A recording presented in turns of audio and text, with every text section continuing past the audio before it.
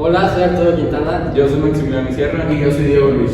En este proyecto nosotros entrevistamos a un matrimonio, que son mis papás, Rosalba Alba y Miguel Quintana. También entrevistamos al padre Rodrigo, que es capellán de la Prepa UDEM y padre en el movimiento de Schuster. Nosotros entrevistamos a los papás de Arturo porque lo vimos como un gran ejemplo de un matrimonio y de formación a sus hijos. Al padre lo entrevistamos porque lo vimos como un gran ejemplo de testimonio y es un gran padre. Aparte, es un padre joven que nos puede enseñar cosas en las que nosotros vivimos en la actualidad. Esta es nuestra entrevista hacia el padre Rorro. ¿Cómo estás? Bien, ¿y tú? Muy bien, qué bueno. Aquí estamos Arturo, Max, el padre y yo. Entonces pues vamos a empezar con esto. Primero, cuéntanos, ¿cómo te llamas? Me llamo Rodrigo Correa Montenegro. Ok, muy bien, entonces pues cuéntanos un poco de dónde eres. Soy chileno, nacido y criado en Chile, del sur de Chile, una ciudad que se llama Pucón. Bueno, crecí más bien en Temuco, pero ahora mi familia vive en Pucón, que es una ciudad chiquita, como de 20.000 habitantes, que tiene un volcán muy bonito a la orilla de un lago precioso, que ahí vengo. Órale, qué interesante, o sea, desde allá, Chile, Pues pues está padre la ciudad, me imagino, es muy bonita. todo el También, volcán. por ser sur de Chile, es una ciudad también bastante fría. Ah, Entonces, de las cosas que me ha costado en Monterrey, pues el calor, sí, muy caluroso. Pero, ¿cómo pasó? O sea, desde que nació tengo entendido que vivía en Chile, pero ¿cómo Ajá. llegó a vivir acá o cuándo se mudó de acá? Llegué hace 1 año y 3 meses, casi 4, porque me mandaron, en realidad. Nosotros, los padres de Schoenstatt, como todos los sacerdotes, hacemos también promesas de obediencia y es nuestro superior el que decide dónde nos vamos. Siempre lo conversamos. O sea, me preguntó en su momento si tenía ganas de venirme a México, que es lo que estaban pensando, y dije, bueno, feliz. Me avisaron en diciembre y en marzo ya estaba aquí en Monterrey. ok. ¿Por qué se cambian? ¿Por qué les dicen que se vayan? Dentro como de la lógica de nuestra comunidad, por la salud de las comunidades también a las que servimos, los cambios de sacerdote siempre vienen bien, eso por un lado, y por otro también por necesidad. El asesor de aquí ya llevaba mucho tiempo con la juventud, entonces tenía que pasar a trabajar con matrimonios, y entonces necesitaba un cura que trabajaba por la juventud y por eso me mandaron a mí. Ok, entonces ahorita que dices Schoenstatt, ¿esa es la congregación a la que perteneces? Sí, soy miembro de los padres de Schoenstatt. ¿Y qué es Schoenstatt? ¿Nos puedes contar un poco? Sí, Schoenstatt significa literalmente lugar bonito. Lugar bonito. Es bonito y Stadt, lugar o localidad en alemán. Y es una comunidad que nace en Alemania en 1914 en torno a la Guerra Mundial. Y ese movimiento empezó a crecer y tuvo como un boom muy explosivo en Latinoamérica en los años 40, 50. Y de ahí vengo, de ese movimiento. Ok, qué interesante. Yo tengo una pregunta. Sí. ¿Desde Chile te mandaron directamente hacia acá o has estado en más partes del mundo o de México? Nuestra formación dura 10, 11 años para ser sacerdote y durante esa formación a mí me tocó vivir en 7 países diferentes. Pero desde que soy sacerdote, hace 4 años, solo he estado en Chile y en México, en Monterrey. Entonces te ordenaste hace 4 Hace 4 años, el 3 de noviembre del 2018. Qué reciente. Sí, yo siento que llevo 75 años de cura. Porque es muy Después de tantos intenso años. y muy bonito, pero llevo solo 4. ¿Y por qué escogiste Schoenstatt? Ser padre de Schoenstatt y no diocesano. Es una linda pregunta, en realidad no. En el momento en el que empecé a hacer mi vocación sacerdotal, no concebía que fuera en otro lugar que no fuera Schoenstatt. Porque en el movimiento yo experimenté la iglesia, la fe católica.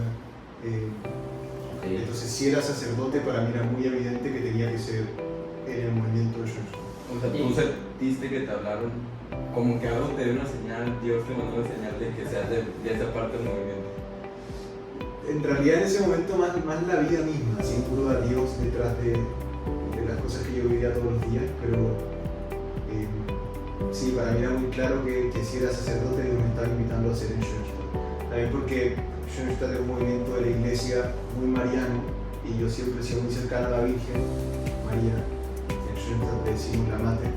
Y entonces yo concebía el sacerdocio también de un modo muy mariano. ¿Y creciste con este movimiento? No, bueno, un poco sí, un poco no. Mis papás estuvieron en Schoenstatt cuando yo era chiquito, entonces la imagen de la Mater siempre estuvo presente en mi casa, que es esta advocación de Schoenstatt. Pero después mis papás se salieron del movimiento y yo en realidad entré al movimiento como a los 18 años, 18, 19 años. Entré bastante viejo. Sí, ya mayor de edad. Sí, ya, la juventud. Claro, entré Ya. directamente a la de universitario.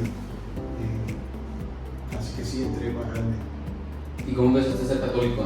¿De la escuela o qué fue lo que...? Crecí en familia católica, mi familia es católica Entonces, desde siempre. Desde ahí. Pero yo tuve un periodo, que es justo en el periodo en el que están ustedes, como muy lejano a la fe, Ajá. la verdad. Desde mis 14, 15 a mis 19, me alejé muchísimo de la iglesia. Seguía creyendo en Dios sin duda, como que no concebía la vida sin Dios, sin la Virgen, pero en la práctica vivía como sin fe. Sí, yo creo que es muy común eso en nosotros los adolescentes. Sí, es que creo que es parte también de la maduración. O sea, en mi caso era necesario que yo abrazara la fe por decisión personal, de un modo maduro, y la herencia que me dieron mis viejos, que era la fe, yo la hiciera mía. Además lo pasé increíble en mi adolescencia, como me dediqué a andar en skate todo el día. ¿Era lo que te gustaba? ¿Era tu pasatiempo Sí. el skate? La primera parte de mi adolescencia el skate y después seguí haciendo skate, pero como nos cambiamos de ciudad, era una ciudad menos amable para la patineta y entonces empecé a hacer equitación, a entrenar salto de caballo. Qué padre. Sí, muy padre. Yo tengo muchos amigos aquí en Monterrey que hacen eso. ¿En serio? No sé cómo sacan un caballo. Es muy chido. Bueno, es que hay clubes de equitación en Monterrey muy padres también. Yo todavía no voy a montar aquí, pero es un deporte muy bonito. Sí, sí me imagino. Oye, ¿qué significa para ti ser sacerdote? Porque en la clase, o sea, en nuestra clase de teología hemos visto que los cristianos participamos en el sacerdocio sin ser sacerdotes, ¿cómo puedo decir? Ministeriales. Ajá, excelente. ¿Qué significa? ¿Quién es su maestro de teología? Se llama Es- Fernando Vaz. Fernando Balsa. Es un numerario. Es un numerario. Crack, Fernando. Es muy bonito el sacerdocio. En realidad hiciste muy bien la distinción. El sacerdocio que yo experimento todos los días, el sacerdocio ministerial, que se recibe por el sacramento del orden sagrado. Pero todos los bautizados, al momento de ser bautizados, participamos de la misión y de la gracia del sacerdocio universal de los fieles, ¿no? Que es el sacerdocio creado por Jesús. El tema es muy profundo y quizá un poco más complejo, pero dicho muy en simple, somos sacerdotes en la medida en que ofrecemos la propia vida a Dios. ¿No? Es decir, el sacerdocio tiene que ver con la ofrenda, ¿no? Con la ofrenda de la vida, con la ofrenda de los dones. Ustedes saben que por bautismo recibimos 3 grandes misiones y gracias a la vez. Ser sacerdotes, profetas y reyes. Y esa parte de la misión del sacerdocio tiene que ver con la ofrenda de la vida a Dios. Interesante. ¿Tú qué sientes a la hora de que están consagrando el pan y el vino? ¿Tú qué sientes a la hora de levantarlo? Muchísima emoción. Es súper loco porque, para ¿me pueden recordar sus nombres? Yo soy Arturo. Yo soy Max. Y yo soy Diego. Arturo, Max y Diego. Es muchísima emoción. Llevo 4 años de cura, de sacerdote, y me sigue conmoviendo muchísimo ese momento. Es misterioso que yo soy pecador, como todos nosotros. Intento ser un buen tipo y quiero ser un cura santo en serio. Me encantaría ser santo para la gloria de Dios, pero soy muy consciente de que mis manos son manos pecadoras. Entonces es muy fuerte que en el momento de la consagración, por obra y gracia del Espíritu Santo, eso que es pan deja de ser pan, que es una locura pensarlo, eso como cuestiona la educación científica que nosotros hemos tenido. Todos nosotros hemos sido educados en aceptar por verdadero aquello que podemos comprobar. Y lo cierto es que después de la consagración eso sigue pareciendo pan, pero ya no es pan, es el cuerpo de Cristo. Por acción del Espíritu Santo y por pronunciar las palabras del Señor. Entonces, ¿qué siento? Mucha emoción y me siguen temblando las rodillas y por suerte está el altar adelante porque no se ve, pero mucha emoción, la verdad. Yo también antes no sabía eso, de que justo en ese momento ya se convierte en el cuerpo de Cristo. Y entonces pues yo una vez dije de que, no, pues voy a ponerle más atención a la misa porque la verdad es que voy más que nada por obligación. Ajá. Pero obviamente creo en Dios, sí, igual que tú como dijiste, no me imagino que así aparecer de la nada. Yo sé que hay un Dios, creo en Dios, pero no me imagino eso de cómo puede convertirse en el cuerpo de Cristo, la hostia. Es como que muy complicado. Es muy loco, pero también la liturgia es muy sabia porque después de ese momento, cuando ya está el cuerpo y la sangre de Cristo presente, lo que dice el cura es: este es el misterio de nuestra fe. Porque es un misterio y va a seguir siendo un misterio. Es lo que hemos visto ahora en la clase de la transubstanciación. Transubstanciación, sí. Está difícil la palabra, pero sí es eso de que es nuestro misterio de nuestra fe. Total. Hubo toda una polémica en la iglesia en el tiempo en el que tuvieron que definir lo que ahí pasaba. De hecho, el término transubstanciación se inventó para definir lo que ahí sucede. O sea, no existía la palabra. No existía, porque tenían muy claro que eso seguía pareciendo pan, pero ya no era. ¿Qué es lo que cambia, el accidente o la sustancia? Y hubo toda una polémica muy bonita desde la filosofía y la teología, donde finalmente inventaron un término para indicar lo que ahí sucede. Entonces, ¿qué significa la palabra? O sea, ¿de qué origen es? No sabes. Sí, es una palabra que viene del latín, pero que finalmente significa el cambio de la sustancia, o sea, cambia la sustancia de lo que había y deja de ser pan, la esencia. Son los mismos Ya. que cambian la sustancia. Exacto, accidentalmente sigue pareciendo pan, o sea, uno que ve un pan cuando ve con estos ojos, y cuando uno ve con los ojos de la fe, ahí está el cuerpo de Cristo, y esa es la locura, y la belleza también. Pero me hace mucho sentido lo que tú decís, porque sigue siendo un misterio, y entonces nuestra fe tiene que aprender a relacionarse con lo misterioso. Si no, es incomprensible. Desde la ciencia es incomprensible. Sí, es impresionante. ¿Y qué nos puedes decir de la vocación tuya así como de sacerdote? O sea, el sacerdote es una Se podría vocación. decir que es una vocación entonces, ¿no? Recontra vocación, claro que sí, porque yo soy cura No cualquiera. porque el Señor me llamó a ser cura. Pero no por mérito propio, yo no soy mejor tipo que nadie. Y misteriosamente Dios me llamó a ser cura sin que yo haya querido serlo. Pues ese fue tu proceso de discernimiento. Sí, fue un proceso difícil porque yo estaba estudiando para ser dentista, muy contento con la odontología, era ayudante de anatomía, disfrutaba mucho el estudio de la ciencia. Estaba de novio, llevaba 3 años coloreando, se dice en Chile. ¿Querés que apaguemos el clima? No, ando enfermo desde hace como 2 días. Me avisan, No pasa nada, aquí traigo. Vale. Estaba de novio, llevaba 3 años de novio, 3 años y medio, con muchas ganas de casarme y tener muchos hijos. Entonces yo experimenté realmente el llamado al sacerdocio como una vocación que en principio interrumpió la vida que yo traía, como interrumpió incómodamente la vida. Uno es muy bueno para hacer sus propios planes y Dios tiene lo suyo. Y si tú me preguntabas en ese tiempo cuál es tu camino para ser feliz, yo te habría dicho ser dentista, sacar dientes toda mi vida y tener 12 hijos con mi esposa. Y Dios tenía otro plan que yo en principio no veía tan claro. Entonces la vocación nace sin duda como un llamado y como una idea de Dios que yo escuché al principio, después peleé mucho tiempo y después acepté. Y cuando acepté la vocación sentí mucha paz. Y hoy día que soy cura te digo como Dios no se equivoca. Yo soy de los tipos más felices del mundo, seguro. ¿Y a qué hiciste, o sea, esa decisión de convertirte en sacerdote? ¿Era un seminario? Entré a los 20, A los 20.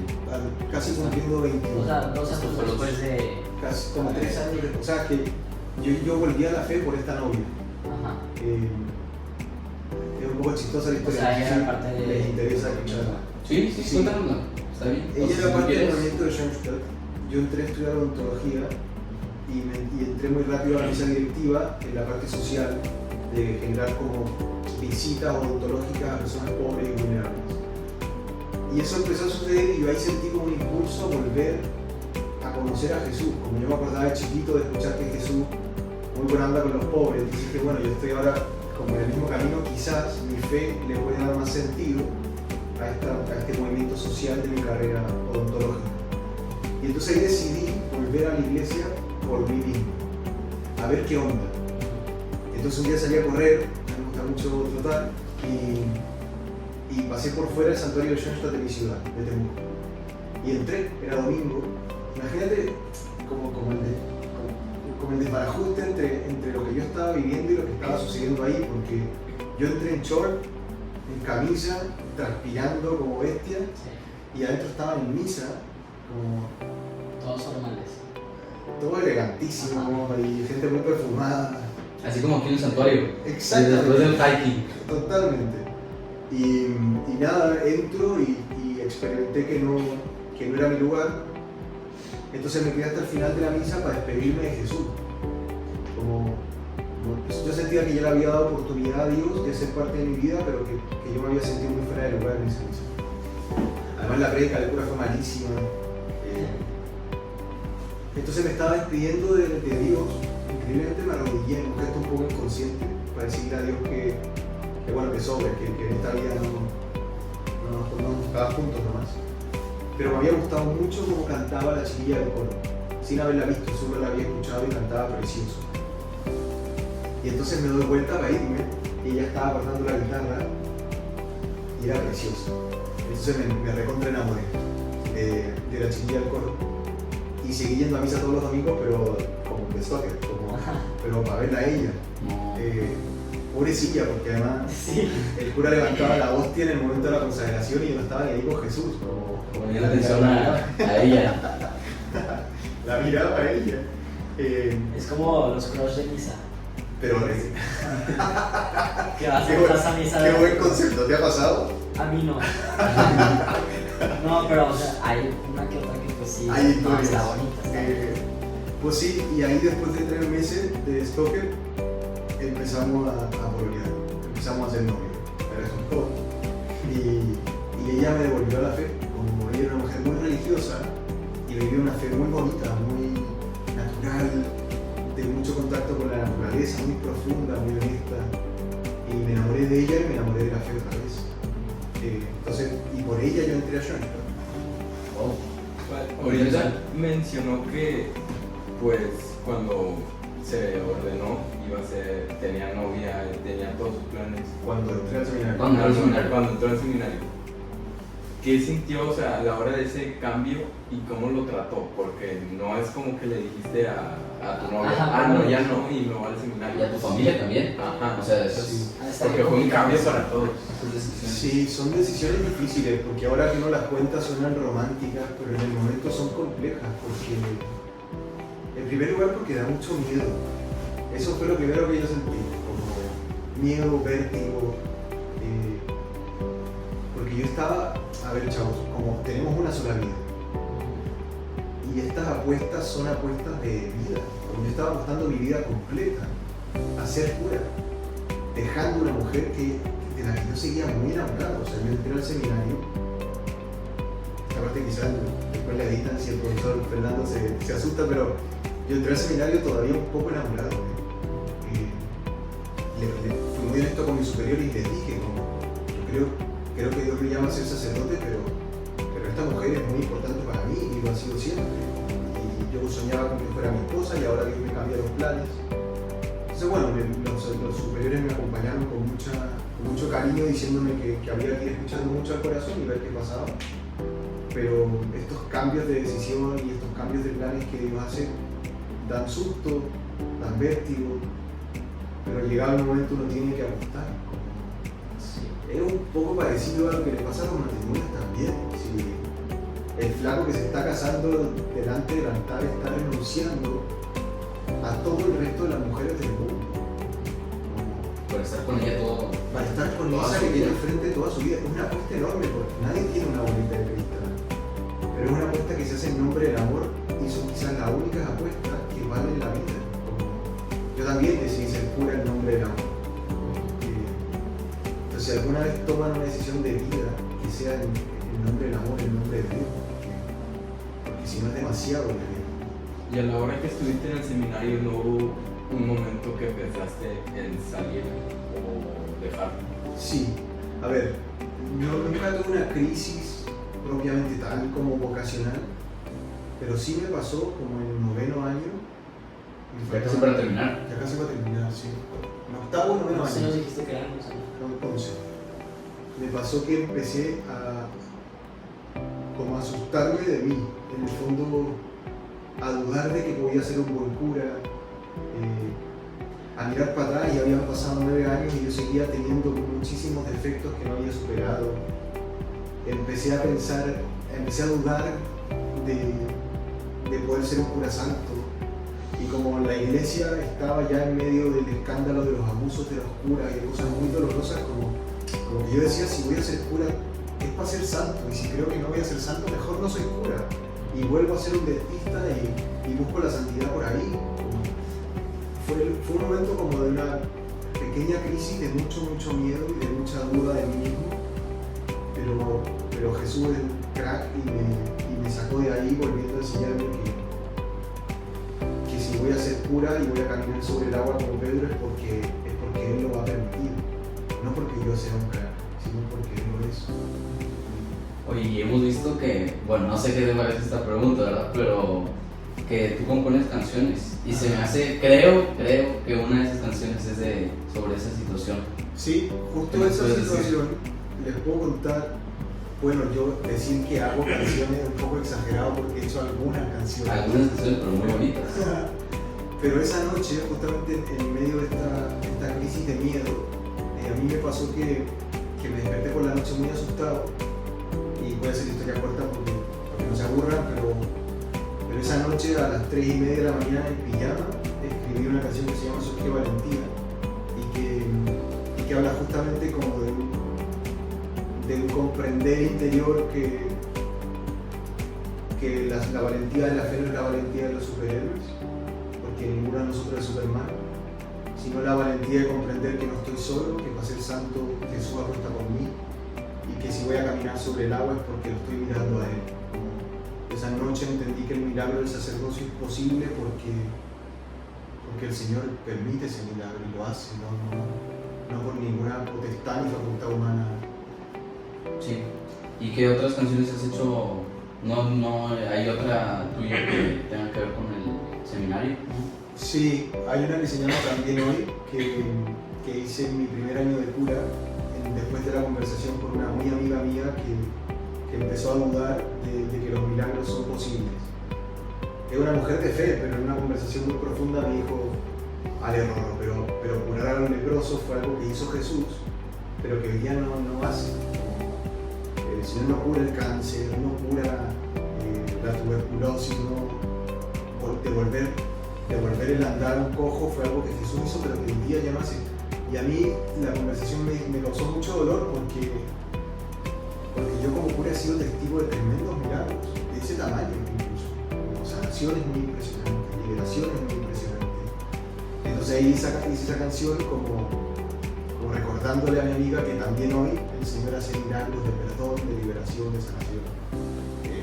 Y ahora acabo de terminar una que se llama Arde y que nace de una conversación con una chava del movimiento aquí, que hablando del Evangelio de Maús, me dijo una frase que a mí me voló la cabeza y que me ayudó a ver el Evangelio de un modo diferente, entonces ahí hice esta canción. ¿Y ya lo sacaste? ¿O todavía no está en proceso? O sea, está en un cuadernito en mi cuarto, Cuando la saques nos dices para poder escucharla. En general no, me da mucho pudor la verdad, compartir las canciones, entonces hago un montón de canciones que quedan para mí, pero vamos a ver si la compartimos. Dale. Oye, y hablando de esa canción anterior que habías dicho, ¿cómo habías dicho, perdón? No, es que no. Se llama También Hoy. ¿Esa o Surge Valentía? No, la anterior, la de Ale. También Hoy. Esa. ¿Y qué aspectos del sacerdocio te trae más? O sea, ¿qué es lo que más ¡Fua! La consagración. Como del ministerio propiamente tal. Sí, o sea, ¿qué es lo que más te gusta, lo que más te llama la atención de ser sacerdote? Ir a servir a los pueblos en las misiones. Porque en verdad todo. Ayudar. Tal vez servir. el convertir el pan en el cuerpo. La consagración es una locura, porque uno es testigo en primera fila de un tremendo milagro de Dios que vuelve a hacerse cercano todos los días de la misa. Pero también me vuelve loco lo que pasa con la mirada de las personas cuando se confiesa. Después de que una persona se confiesa y recibe el perdón de Dios, le cambia la mirada, y es una cosa muy impresionante. El 90% de las personas que se confiesan suspiran cuando se han confesado, porque Sueltas todo. es que el corazón se aliviana y es precioso, por pura gracia de Dios. Eso me vuelve loco, pero me vuelve loco también el bautismo, porque en ese momento Le estás dando la bienvenida a alguien nuevo en la iglesia, y no solo eso, como el Espíritu Santo y Dios completo comienza a habitar en el corazón de las personas, y eso es una locura. Es que todo Sí, todo te llamaba la atención, todo. casar, o sea, bendecir el matrimonio de alguien, locura también, estoy siendo testigo de alguien que se puede unir a otra persona en una unidad misteriosa, física y espiritual, en nombre del amor pasible. Es que todo es una locura, la verdad. Oye, y hablando de la confesión, porque obviamente los adolescentes, la mayoría tienen, no sé si se podría decir un miedo a confesarse. Tengo bastantes amigos que dicen, no, yo no me he confesado en más de un año. Pues sí. Y luego también por el miedo para que, o sea, de que, Ajá, o por vergüenza. sí, qué pena de que el padre sepa mis pecados, lo que hago. Y aunque sabemos que el padre no le puede decir a nadie, como que se siente raro decirle a alguien más. Sí, creo que hay muchas explicaciones para eso. Lo primero quizá es que a ustedes y a mí nos educaron y nos siguen educando. Esta es una crítica al modo de educación que tenemos, con mucho respeto lo digo, pero nos educan para esconder nuestra fragilidad. Es el fenómeno de los filtros en Instagram. Como todo lo que sea feo hay que maquillarlo, esconderlo, disfrazarlo. Entonces lo primero, si hemos sido educados en esconder nuestra fragilidad, en tener que ser exitosos, el pecado es todo lo contrario. El pecado es la fealdad pura, es el fracaso absoluto. Entonces es muy difícil para alguien tener que reconocer frente a otro su pecado. Es mucho más fácil guardárselo para uno. El problema es que el pecado que se guarda esclaviza, y me doy permiso a Jesús para que me libere.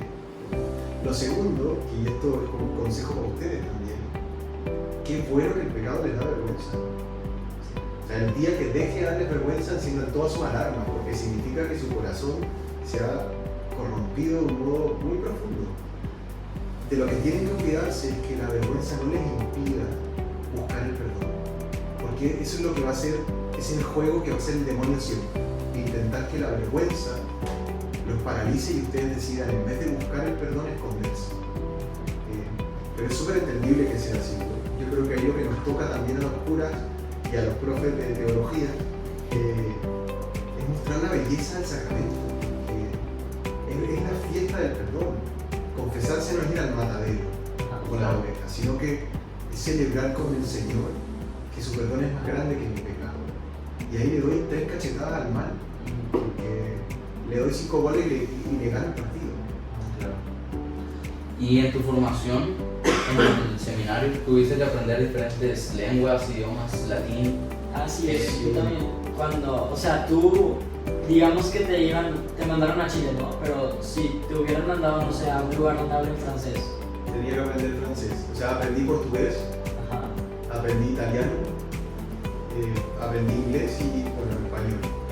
¡Wow! Y entonces ya sabiendo esos 4 idiomas no te pueden mandar a un lugar donde hablen francés porque no lo sabes. ¿O sí? Sí, y lo tendría que aprender. ¿Sí? Sí, el ser humano es increíble, podemos aprender lo que nos propongamos. ¿Y tú Con qué esfuerzo. consideras que fue lo más difícil? O sea, si tengo entendido que tuviste varios seminarios alrededor del mundo. Ajá. ¿En dónde viviste? ¿Qué fue lo más difícil así de los tratados, el idioma o... Ajá, ¿qué fue lo más complicado? ¿Dónde lo viviste? Es una linda pregunta. Yo creo que el aprendizaje más difícil fue lograr sentirme en casa cuando no estaba en casa, ¿se entiende? Como, Claro. Tener que estar ahí, pero no, tú no te sientes de ahí. porque es otra cultura, porque es otra comida, porque es otro idioma, Son totalmente diferentes. porque hay países donde me tocó estar que son recontra fríos, otros son más cercanos a mi cultura. Entonces el aprendizaje más difícil, pero el más bonito, yo creo, fue lograr sentirme en casa en cualquier lugar. Y eso lo aprendí el día, me acuerdo perfecto, estaba viviendo en Estados Unidos, en Austin, en Texas. Una cultura muy bonita, pero muy distinta a la mía. Porque está todo ordenado, todo limpio, la gente es muy medida. Y en ese lugar yo aprendí que podía estar en casa porque, va a sonar muy de cura lo que voy a decir, pero podía estar en casa porque estaba con Jesús.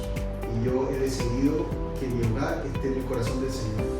Y es verdad, o sea, desde ese día, después me mandaron a 5 países más, 4 países más. Y en todos los lugares donde yo llegaba, hacía mi hogar en el corazón de Jesús y ya me sentí en casa. ¿En qué países estuviste? A ver, bueno, soy chileno, mi formación es en Chile, en Paraguay 2 años, en Argentina, estuve un tiempo en Brasil, Alemania, Alemania Italia está bien complicado, ¿no? y Estados Unidos. ¿Cómo? Alemania está bien complicado. Porque también he entendido que la Sí. gente es como que muy. Somos muy distintos Ajá. y el alemán es dificilísimo. Sí, como que aquí en México todo el mundo es súper amigable. Yo he entendido que la Alemania es de que. Muy distinto. Son muy sobrios, son una cultura a nuestros ojos un poco más fría. Sí. Por suerte mis clases en Alemania fueron en español y no en alemán. O sea, en alemán yo aprendí a pedir con una taza de café con crema, auxilio y dónde está el baño. Y ya. Y ya. Y la Virgen de Schoenstatt es de Alemania. Sí. Y allá tuviste, cuando pasaste por Alemania, ¿te acercaste más o siguió igual? Sí, te acercas más porque también te toca visitar los lugares donde nació el movimiento. No estuvo el padre Kentenich. Claro, el movimiento de Schoenstatt nace porque 14 o 15 jóvenes como ustedes son convocados a irse a la guerra mundial, a defender a su país y probablemente a morir. Ellos deciden que antes de irse necesitan resguardar su fe para no perder en la guerra, porque la guerra es un poco el infierno, pasan cosas muy feas en la guerra. Y entonces estos chavos, insisto, como ustedes, 17 años, 18 años, deciden consagrarse a la Virgen María y pedirle a ella que cuide su fe. Y es ahí donde nace la Alianza Amor. Y eso lo hacen en un santuario que está en Alemania, entonces visitar ese lugar, imagínate lo que es, como acá fue donde Donde chavos, empezó. exacto, donde empezó todo. Entonces sí, se acrecentó mi cariño por eso. Que ahorita fuera de cámaras estábamos hablando sobre el terciado. ¿Qué es, Sí. qué es eso? Ey, muy de periodista esto de fuera de cámara, ¿no? Pues es que. Muy bien, muy bien. Todo Vamos profesional. afuera. Vamos afuera. No, hombre, se parece en un cielo. Profesionales. ¿Qué es el terciado? El terciado es un concepto un poco técnico. Yo no sé si es común a todas las congregaciones religiosas, pero en mi comunidad significa puntualmente una formación intensa por 3 meses. Durante mi seminario, que dura 11 años, tenemos un terciado de 3 meses en Alemania. Es un tiempo muy importante de formación donde estudiamos muy intensamente la fundación del movimiento y entendemos los contextos de la guerra mundial, Alemania, etc. Y a los 5 años de ordenado sacerdote hay otro terciado, que me toca el próximo año, también en Alemania, 3 meses. Y a los 10 años de cura hay otro terciado. Tenemos 3 terciados al comienzo de nuestra vida sacerdotal y luego al final, que tiene un nombre un poco terrible, pero se llama el terciado de la muerte. Y son los padres viejos que ya se encaminan a morir, que tienen un último terciado para preparar su muerte. Muy bonito, como para preparar el corazón para irse para el cielo. Que entonces hay varios tipos de terciado, por decir así. Sí, son tiempos de formación intensivos de 3 meses. ¿Y cuáles son los temas más difíciles que te parecen más difíciles de explicar para un cristiano ahora? O a una persona que no sepa, porque normalmente la gente que no sabe, pues nada más decide no creer. Sí, Por como habías dicho antes de tu amiga que dijo que no tenía, Ajá. no sabía de los milagros. Exacto. Como antes, la gente se imagina un milagro literalmente revivir una persona. Ajá. Entonces por eso yo creo que Pero puede muchas pasar. personas que no creen. Dios puede hacer eso, Ajá. que es una locura pensarlo. Sí. Pero, a ver, uno que es muy puntual, que yo lo experimento en mi trabajo en las prepas, es que cuesta mucho, bueno, no mucho, pero cuesta convencer a su generación que es Dios quien define quiénes son. Es decir, que a Max no le toca definir lo que es, sino descubrir lo que Dios le ha regalado. Se los digo porque a veces para su generación se vuelve muy pesado, una mochila muy pesada, tener que definir lo que son. O sea, responder a la pregunta de quién soy, que es una pregunta que ustedes están haciendo. Es muy bonito cuando uno emprende el camino de descubrir lo que Dios ha puesto en tu corazón. Lo digo porque a veces se ha monopolizado un poco la definición de la identidad respecto de lo que sentimos. Entonces nos quedamos con eso. Yo soy lo que siento. Y esa es una parte de nuestra existencia. También hay partes objetivas que son muy importantes de considerar. Y sobre todo el camino religioso de decir, no me toca a mí definir quién soy, me toca descubrirlo porque eso ya está puesto en mi corazón. Eso es difícil de transmitir a veces. A mí me cuesta un poco porque creo que hay categorías que ustedes manejan y que yo manejo, que yo manejo y ustedes no. Interesante, porque de hecho eso mismo que estás, o sea, lo que estás diciendo de descubrir quiénes somos, nosotros, algunos, acabamos de ver eso en un retiro que tuvimos. Entonces, pues, es importante aprender eso. Es que además es un camino apasionante porque yo conozco un montón de Arturos, tengo varios amigos Arturos, son todos unos ¿En cracks. serio? ¿Sí? Yo a nadie. ¿En serio? A nadie. Nada De más hecho en- conozco un Arturo de San Luis y dos en Chile. Yo nada más conozco a uno cuando estaba en Kinder en Puebla. Era mi profesor, el profesor Arturo. De ahí afuera, nadie. El chiste está en que a pesar de que yo conozco varios Arturos y tú a un Arturo más, no hay ningún Arturo como tú. Pero es que eso es muy profundo y es muy potente porque ¿cómo es posible si somos no sé cuántos billones de personas en el mundo y no hay nadie como este Arturo, ni como este Max, ni como este Diego? Y que los gemelos son iguales. O sea, esa absoluta originalidad que Dios te ha regalado es también una gran responsabilidad, porque si este Arturo no es San Arturo, nadie puede usar tu lugar, claro, nadie. Eso es una locura. ¿Y cómo podemos ir descubriendo, o sea, para quién Dios nos trajo? Es un recorrido interior y eso es difícil también más. Como hoy día cuesta mucho entrar al corazón porque nos da susto y porque el mundo es muy ruidoso. Hacer un recorrido interior en la fe hay que estar dispuesto a hacer silencio y nos incomoda el silencio. También porque dentro de nosotros está un corazón que tiene heridas, que tiene sombras, que tiene algunos monstruitos a veces viviendo ahí. Y entonces da susto ese recorrido interior, pero para responder en serio la pregunta de a qué estoy llamado, hay que meterse para adentro, no hay otro camino. El peligro está en que uno espere que te lo digan de fuera. Es un tremendo peligro, porque hoy día por las redes sociales a todos ustedes le están diciendo quiénes tienen que ser y qué tienen que hacer. Y si no estoy dispuesto a hacer un recorrido interior, me empiezo a quedar con esos llamados exteriores nomás. Y eso puede fragmentar mi personalidad y se pierde mi originalidad en esta corriente de un mundo masivo y ruidoso. Nos fuimos muy en la profunda. No, pero está bien, está bien. Sí. También es recomendable, o sea, ir a horas santas para, no sé, por ejemplo, estar escribiendo o simplemente pensar a fondo y platicar con Jesús. Sí, totalmente recomendable.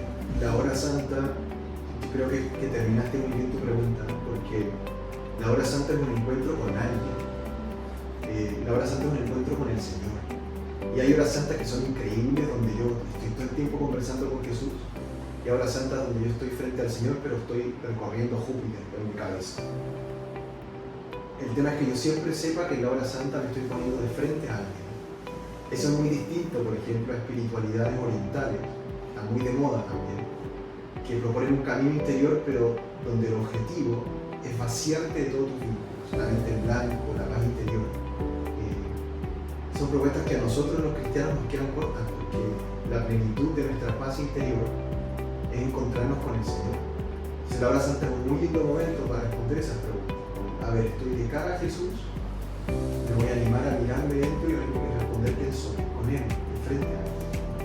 Pero sí, golazo, recomendadísimo. Y nos puedes decir por qué son importantes los sacramentos, porque pues hay mucha gente que no cree, que no piensa que eso puede ser posible, que pues sí, que no acude a los sacramentos que pues, son muy importantes para nosotros al parecer. Sí, los sacramentos, como ustedes bien aprendieron en su clase de teología, son vehículos de la gracia. Y el sacramento me da una gracia de Dios que no se puede conseguir de otra forma. Es curioso que Jesús haya querido como vincular gracias particulares a actos humanos. Es decir, para que el bautismo sea lícito, es necesario que echemos agua al bebé 3 veces y pronunciemos las palabras del bautismo. Yo te bautizo en el nombre del Padre, del Hijo y del Espíritu Santo. ¿Dios podría bautizar a alguien sin que eso sucediera? Claro que podría, pero no ha querido que sea así. O sea, vincula una gracia especial a un acto humano que tiene materia que se puede tocar. Entonces los sacramentos son necesarios para recibir una gracia que de otro modo no recibo. Por eso, por ejemplo, en el caso de la confesión, uno se encuentra con mucha gente que te dice, no, es que yo me confieso directamente con Dios. Es que eso no resulta. Es bellísimo el ejercicio de hablar con Dios. Pero Jesús quiso que para la confesión tuviéramos que decirlo. De algún modo sacar lo que hay dentro, exponernos con vergüenza a nuestro pecado para que el perdón actúe como tiene que actuar. Ajá. En la clase de hecho nos dijeron que una manera, en caso de extrema necesidad, sí puede hacer esa confesión de directo con Dios. Ajá, exacto, hay que hacer un ejercicio de contrición perfecta y en caso de superado el peligro de muerte, el fiel está obligado a confesarse, moralmente invitado a confesarse. Sí. Qué buena clase de teología de Dios. Sí, nos ponen el típico ejemplo de se está cayendo el avión y pues ¿qué haces? Pues te confiesas, pero pues Sí. no hay padre. Ajá, No sé si exactamente. el semestre pasado fue historia de la iglesia y este semestre fue teología sacramental. Entonces, pues es todo interesante. Qué padre, qué bonito.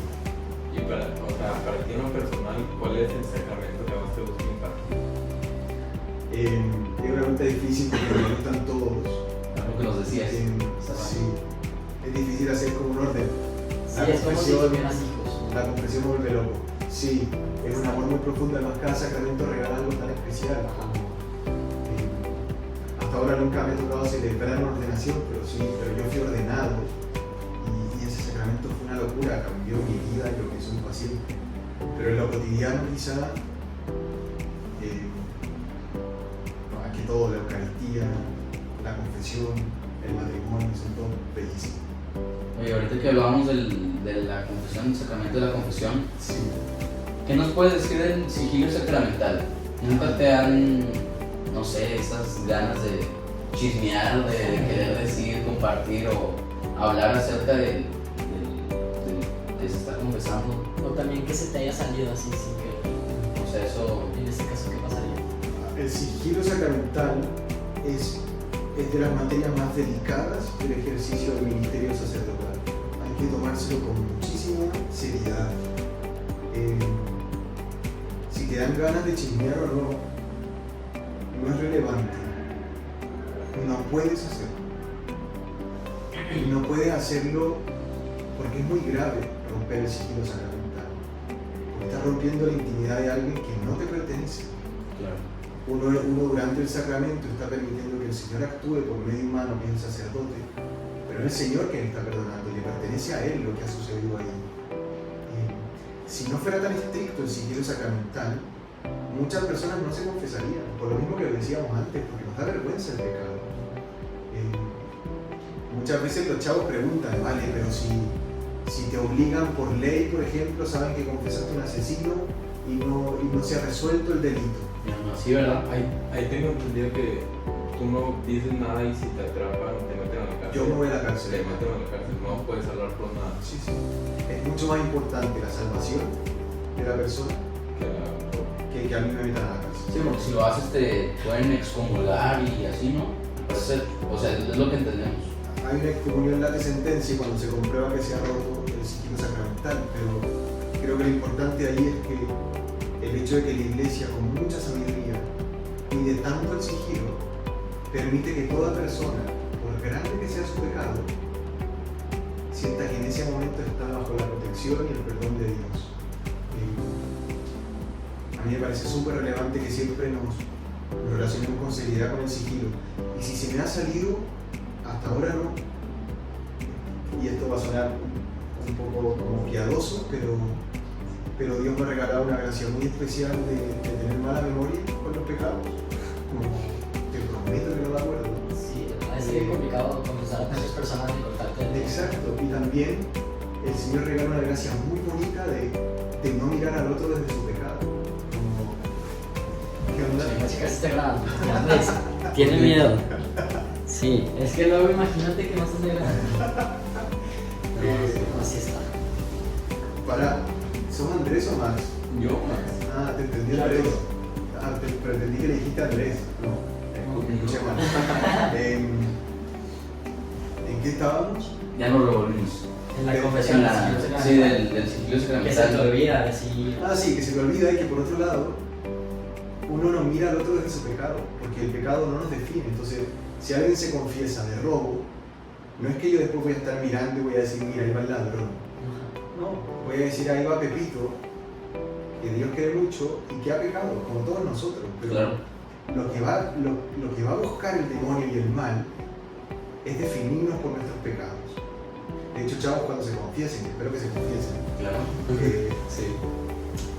no es del todo correcto que digan, soy ladrón, soy impuro, soy mentiroso. Hay que especificar cada pecado, ¿no? Es una sutileza, pero en el fondo, cuando decimos eso, lo que estamos haciendo es dejando que el pecado nos etiquete. Es más correcto decir, he mentido, he robado, he cometido este pecado. Pero el pecado no nos define. Nos define el amor que Dios nos tiene, nos define que somos hijos perdonados y amados de Dios. Se entiende que es una sutileza, pero el lenguaje es importante porque va educando también nuestra relación con Dios. Oye, finalmente, ¿qué consejo nos puedes dar para vivir con más gracia diariamente, todos los días? ¿Qué podemos hacer?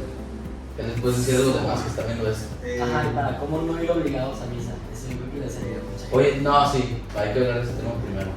De qué es lo, por qué debemos ir a misa, por qué. Sí, a muchos cristianos nuestros papás pues, nos obligan, muchos católicos nos obligan a ir a misa, aún creyendo o no en Dios, Ajá. como que nuestros papás nos dicen, no tienes que ir a misa porque es una obligación. Sí. 1 hora a la semana nos dicen. Ajá.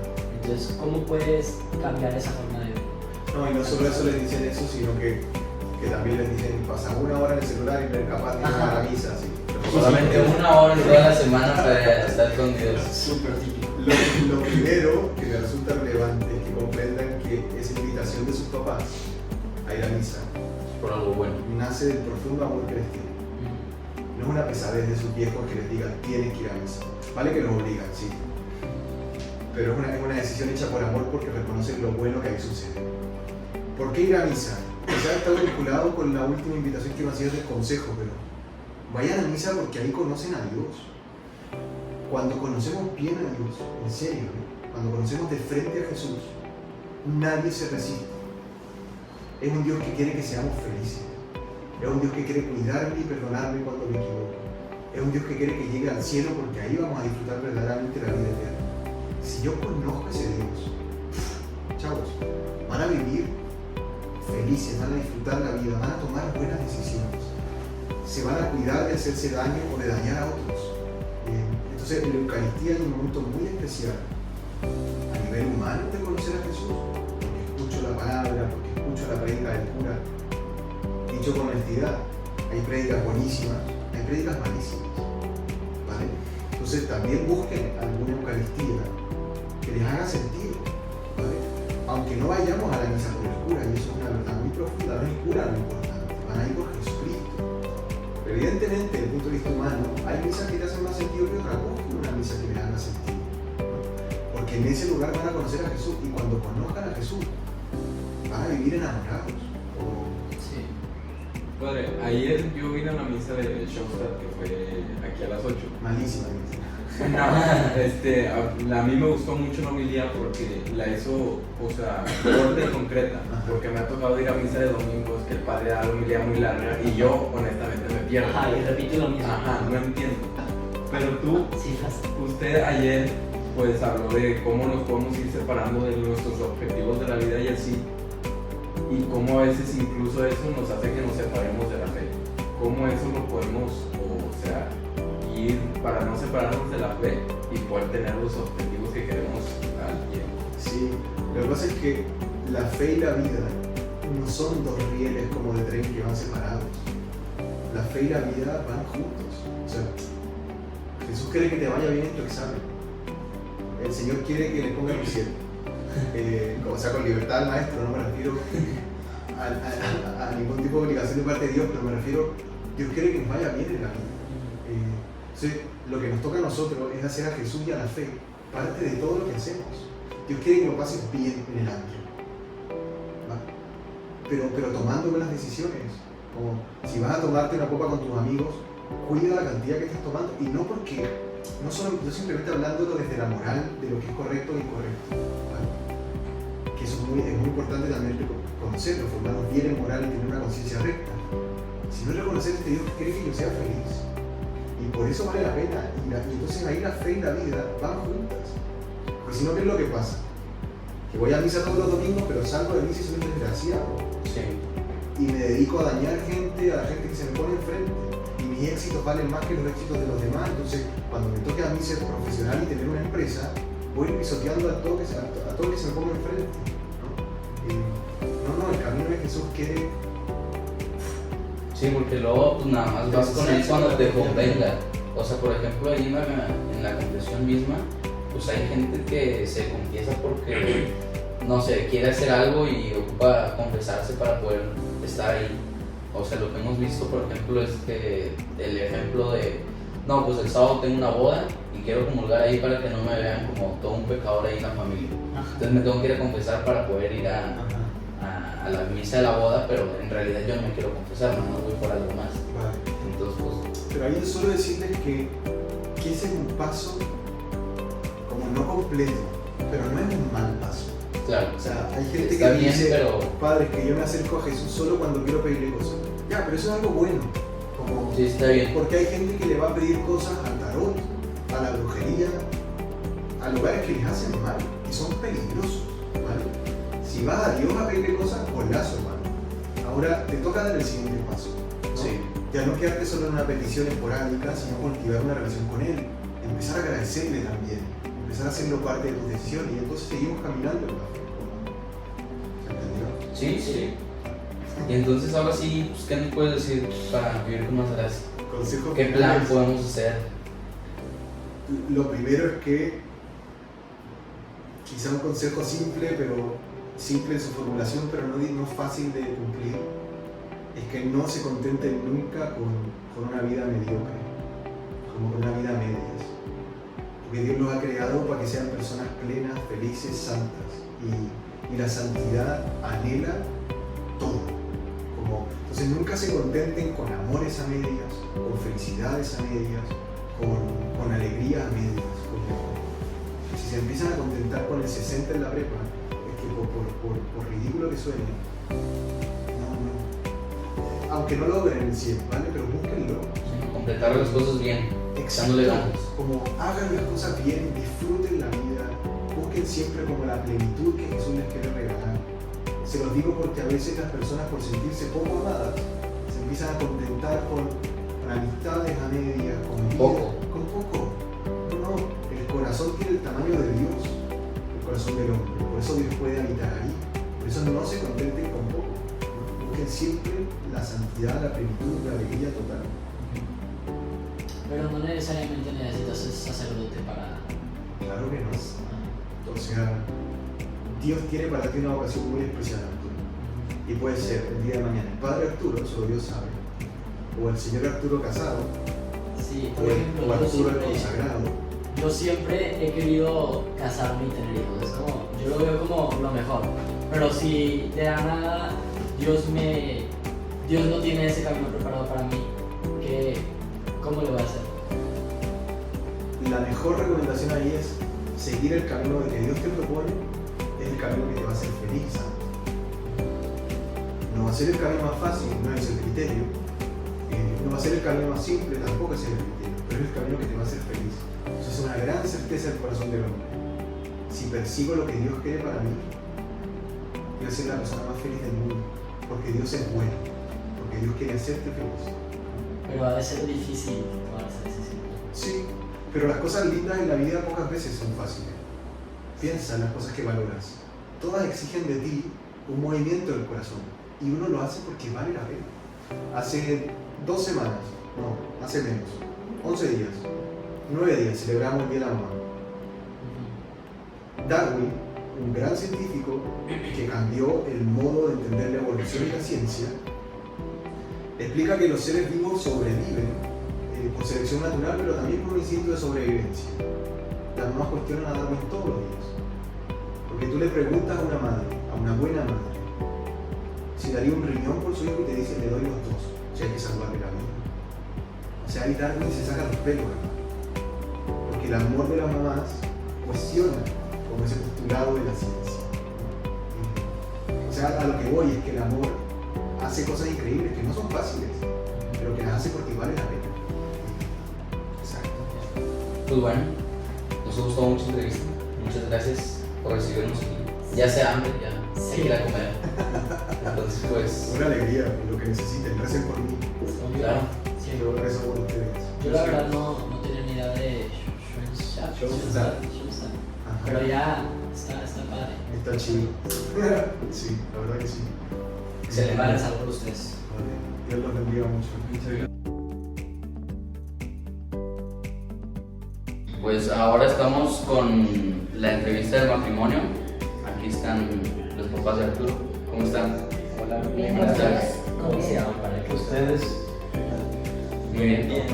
Aquí emocionados por estar aquí en la entrevista para la clase de teología. bonito día. Hola Fer, ¿cómo estás? Y pues sí, aquí vamos a empezar a hacerle las preguntas. Para empezar, ¿cómo se llaman? ¿Quiénes son? Rosalba Alba.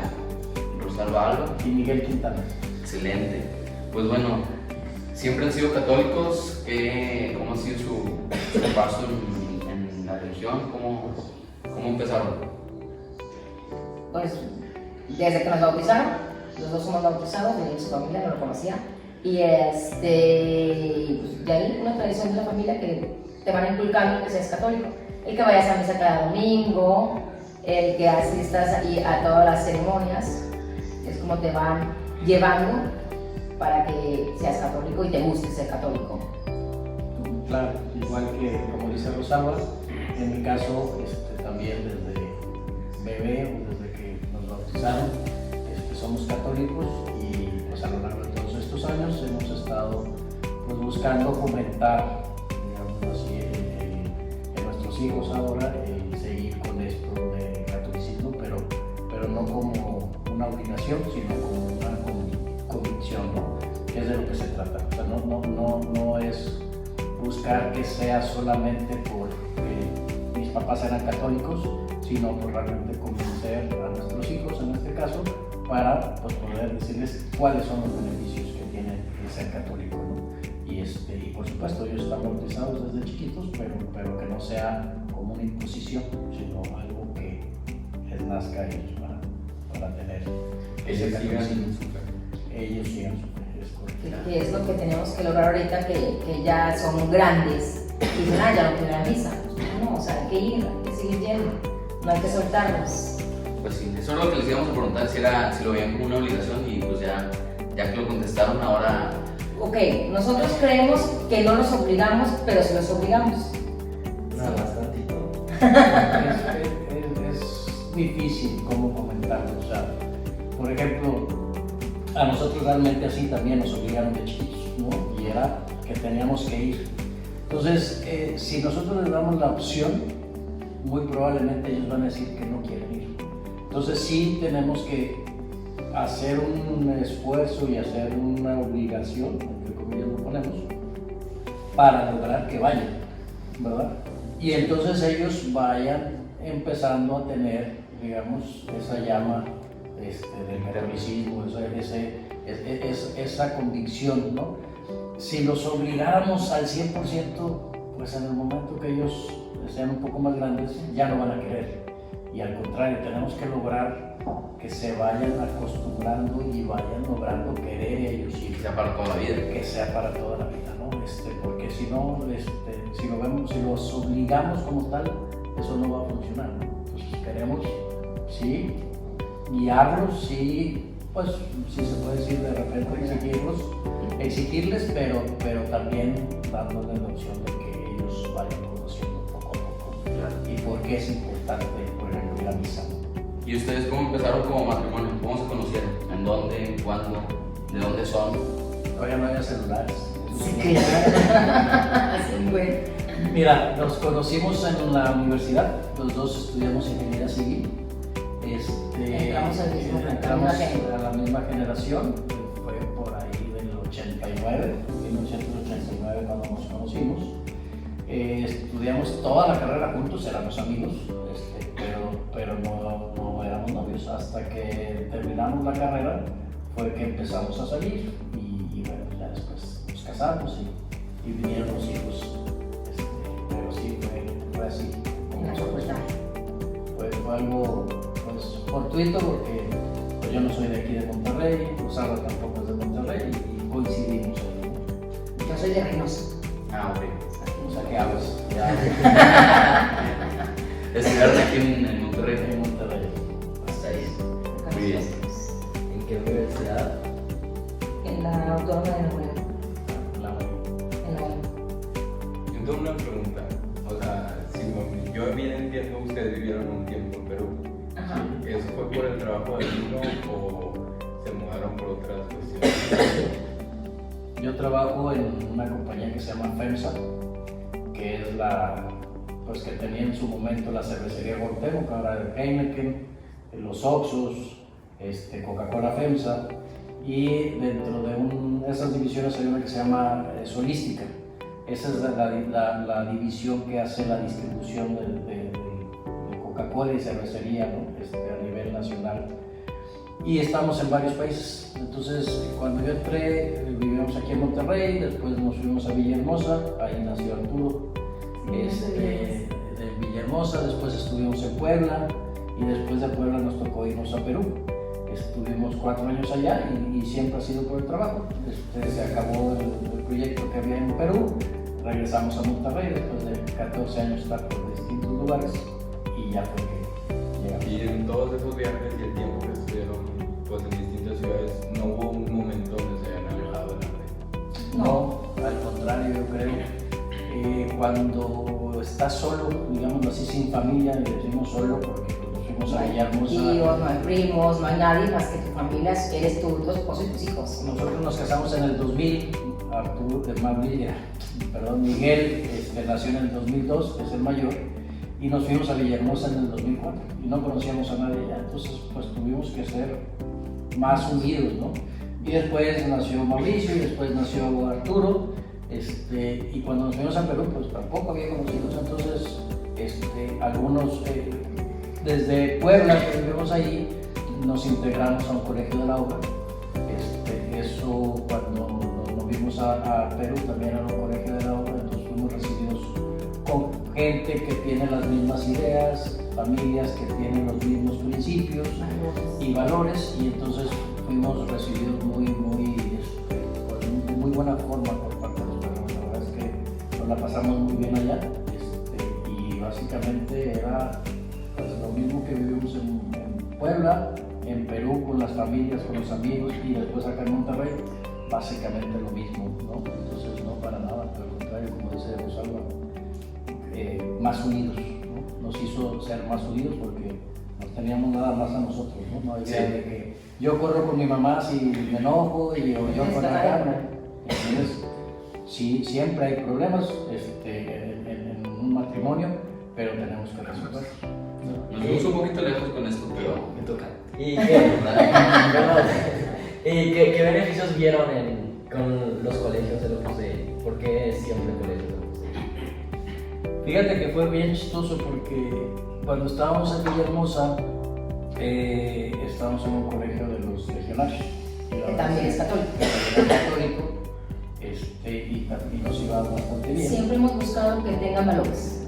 O sea, no me interesa si me das bien en inglés, si me das bien en matemáticas, X. Para nosotros eso es un segundo plano. Lo que a nosotros nos gusta es que tengan valores y que nos ayuden ahora sí que los colegios nos ayuden a educar a los chavos, ¿sí? Que lo que nosotros, lo poquito, lo mucho que sepamos, el colegio les complemente esa formación. Sí, y bueno, básicamente ahí el tema es, como dice Rosalba, pues los colegios que les muestren valores, ¿no? Virtudes, y que estemos hablando en el mismo idioma, por decirlo así, ¿no? Entonces, el tema de las preceptorías es muy bueno porque se acerca mucho el preceptor al preceptuado, se conocen y después se integran con los papás y ven pues qué es lo que a lo mejor a nosotros no nos dice nuestro hijo directamente, pero a él sí. Entonces trabajamos en conjunto para buscar, por supuesto, que sea una mejor persona, y no necesariamente estamos hablando de cosas de religión, son cosas pues, de estudios, son cosas de compromisos, son algunas personales, creo que no, porque hay muchas cosas que le dicen a él, al preceptor, que no nos puede decir, ¿verdad? Así que hay una amistad, vamos a decirlo así, pero es de ellos. Lo que sí se puede hacer es cómo podemos ser o lograr en conjunto, la escuela, el preceptor y nosotros, que nuestro hijo sea un mejor hijo. Y no me refiero a que sea nada más el que estudie o el que haga las cosas bien, sino que sea una mejor persona, ¿verdad? Y eso pues incluye pues, el tema de los valores y las virtudes. Sí. ¿Y cómo contrayeron el matrimonio? ¿Cuál fue su proceso? ¿Qué fue lo que hicieron? Me golpeó. Y ya tuviste que hacer Manita del cuerpo. Mira, todavía el video me está chueco. No, pues después de que salimos de la universidad y nos hicimos novios, estuvimos pues, cerca de 4 años como novios, y ya como un poquito de amenaza en mi casa, me dijeron que a los 30 yo me tenía que salir. O sea, después de los 30 no vives aquí. Y Rosalba dijo, pues yo a los 30 me caso, contigo o sin ti, y entonces pues si quieres, si no, no. nos casamos. en el 2000 nos casamos, pero muy bien. La verdad es que como todo no es sencillo, siempre hay temas que se deben de... Creo que pienso yo, que lo que hace la diferencia en un matrimonio perdurable es que puedas ceder, ¿no? Ceder un poco de lo tuyo, dejar de ser tan egoísta y decir, oye, pues, ¿sabes qué? Pues tienes razón y yo quisiera esto, pero no es lo mejor para los dos. Y entonces, pues llegas a ceder y dices, ay, no, es que puede ser que eres mandilón. No, pues no es mandilón, simplemente que te interesa la familia y buscas lo mejor como familia. Claro. Pero así más o menos fue que nos casamos. ¿Y para ustedes qué significa el matrimonio? La unión.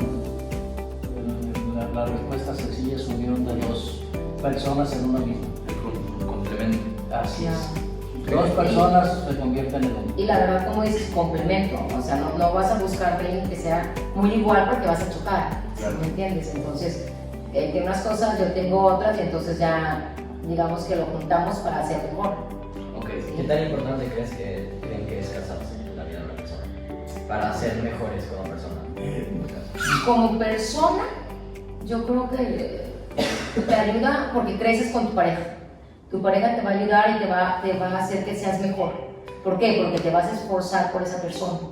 Tienes el compromiso de estar con ella y que los dos crezcan. Se va a ir a lo mejor muy así como, esto es utópico, es así como algo perfecto. Pero la realidad es que para nosotros el matrimonio es la base de la sociedad. O sea, empiezas con matrimonio, tienes hijos, y entonces con tus hijos y tú buscas ser una mejor persona, o buscas ser que seamos mejores personas. Si logramos eso, esto va a seguir porque nos vamos a respetar, porque vamos a ser una mejor sociedad, porque vamos a hacer mejor las cosas.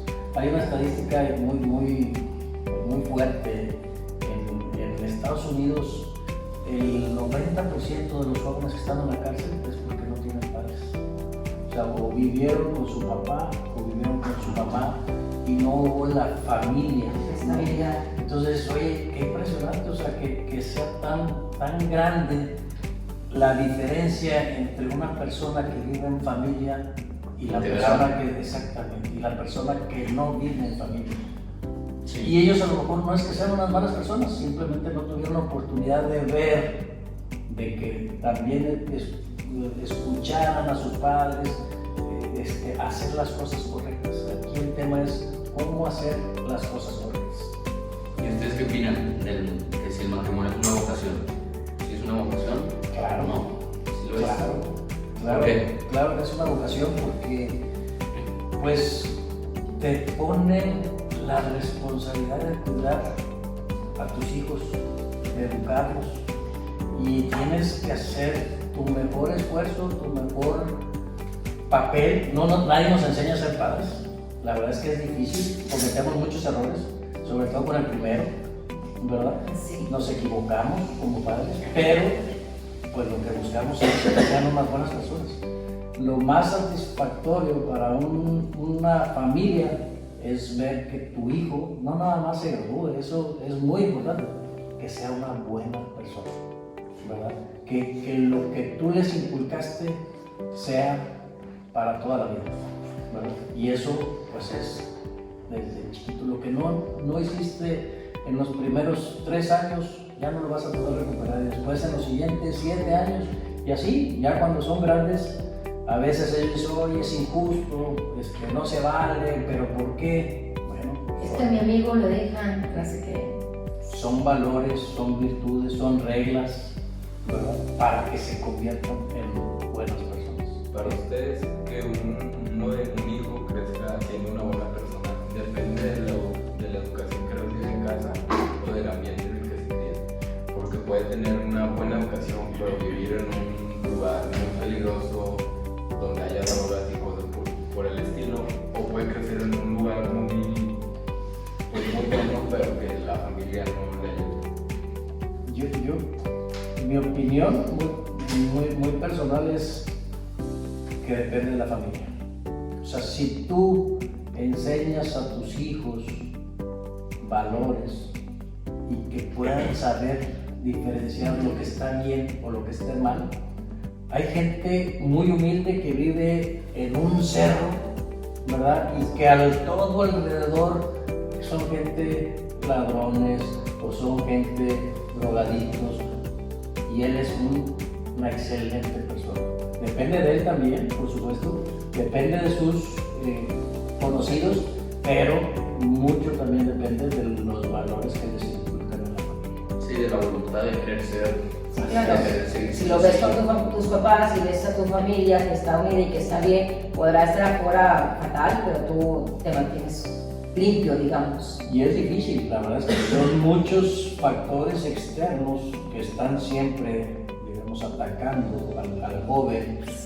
El internet, ¿cómo se llama? Pues a lo mejor alguna mala compañía, el tema de la presión social. Y entonces si tú no le enseñas buenos valores A decir no, ¿verdad?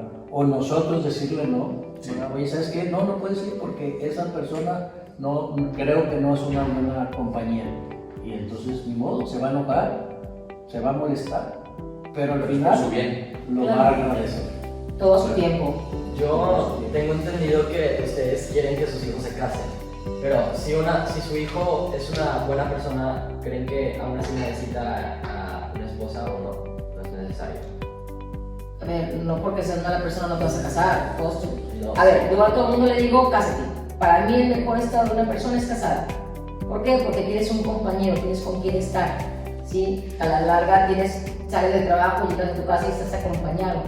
¿Sí? Yo no creo que si mis hijos no se casen van a ser malos. Ya eres bueno, no te cases. No creo que sean malos, sino que sean las mejores personas, ¿o no? Yo lo veo en dos cuestiones. Una, si nuestro hijo quiere ser sacerdote, pues no se va a casar, por supuesto, ¿no? Y es válido, si eso es lo que a él le ilusiona, lo que a él lo va a hacer sentirse realizado. Entonces, pues, sabemos que ahí no se va a casar.